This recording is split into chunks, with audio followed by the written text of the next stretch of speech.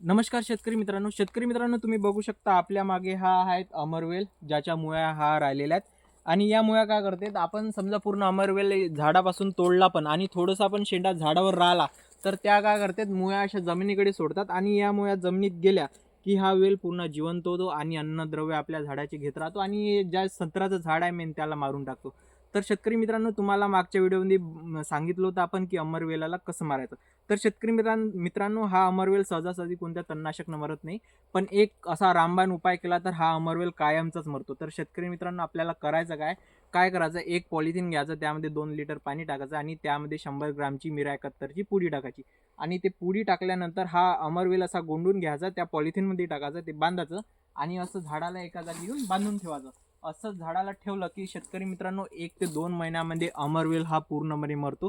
काय होते, मिरायकात तर हे आंतरप्रवाही तणनाशक असल्यामुळे हे अमरवेल पूर्ण शोषून घेते त्याला आणि तो पूर्ण मुळासकट मरायला लागतो. तर हा एक एकुलता एक असा रामबाण उपाय आहे. जर व्हिडिओ आवडला असेल तर व्हिडिओला लाईक आणि चॅनलला सबस्क्राईब नक्की करा शेतकरी मित्र.